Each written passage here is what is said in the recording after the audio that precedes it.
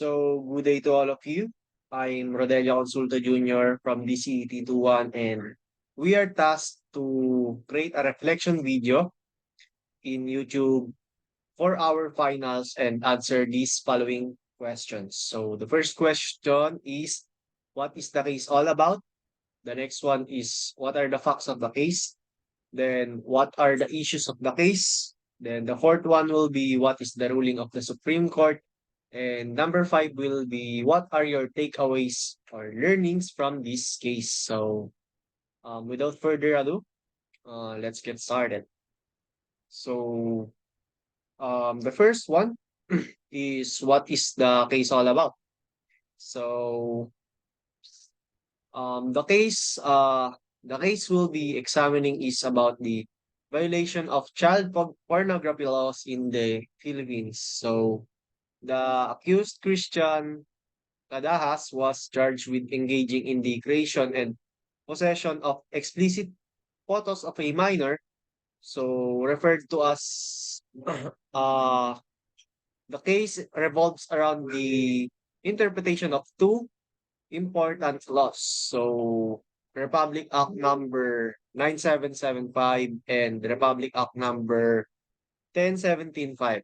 So what are those Republic Acts? So Republic Act number 9775, also known as the Anti-Child Pornography Act of 2009, aims to prohibit and penalize all forms of child pornography in the country. On the other hand, Republic Act number 10175 or 10175 or the Crime Prevention Act of 2012 expands the scope of child pornography laws to include activities committed through computer systems and the internet. So the next question will be answered. The next question is, what are the facts of the case? So we will be answering it by Christian Cadalas was found in uh, induced a 14-year old minor to send him explicit photos of herself through Facebook Messenger.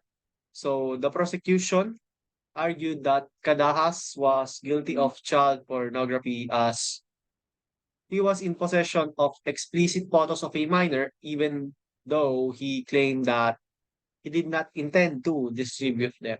So the exchange of messages between Kadahas and the child showed that Kadahas had manipulated and um, forced the child to sending those explicit photos. So the fact that the child believed she was in a romantic relationship with Kadahas made her more susceptible in his advances. So this brought up to the issue whether the sweetheart defense claiming that the act was consensual due to a romantic relationship, so was applicable in this case. Then the next question, which is what are the issues of the case? So we will be answering it by the main issue in the case was whether Kadahas actions constitute child pornography under the relevant laws. So the courts had to determine if mere possession of explicit photos of a minor were enough to be considered a violation of child pornography laws or if intent to distribute was necessary. So the second issue was applicability of the sweetheart defense. Tada has argued that his relationship with that child was consensual, but the court found that the age difference between the child and Kada's are abuse of power over the child, so it made the defense irrelevant. So the next one will be what are the ruling of the Supreme Court? So the Supreme Court upheld the lower court's decision and found Kadas guilty of child pornography. So the court ruled that the law intended to generate and penalize even the mere possession of child pornography without the need to prove intent to distribute. The court emphasized that the seriousness of the offense and the need to protect minors from exploitation and abuse. So whether the act was done through physical or digital means. So regarding the sweetheart defense, um, the court rejected it and emphasizing the vulnerability of minors and the potential for manipulation and coercion in relationships with significant age disparities. So the last question will be, what are the takeaways or what are the learnings from this case? So this case highlights the importance of protecting minors from exploitation and abuse. So especially in the digital age, no, we all know that then the Supreme Court um, ruling emphasizes that even the possession of explicit materials involving minors is a serious offense as it can contribute to the proliferation of child pornography. So it also reminds us of the significant role that state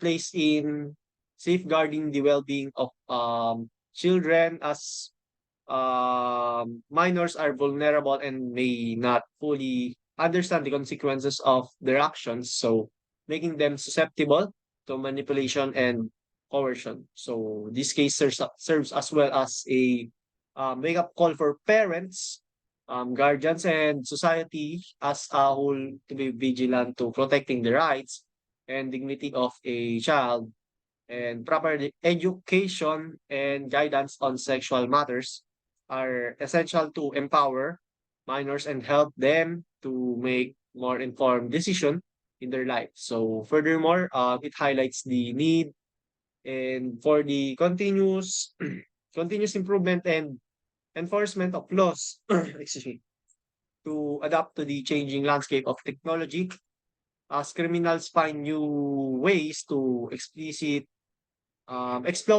digital platforms, then they make abuse of it, and our laws must keep to ensure the safety of our society and of course our youth.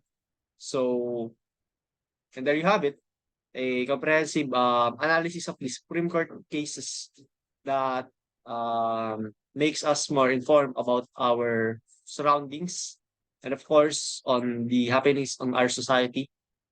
So it is needed that we need to be aware of everything that happens within our, of course, our society. So that's all. Again, my name is Rodello Consulta Jr. from DCET 21, and thank you for listening. So see you next time.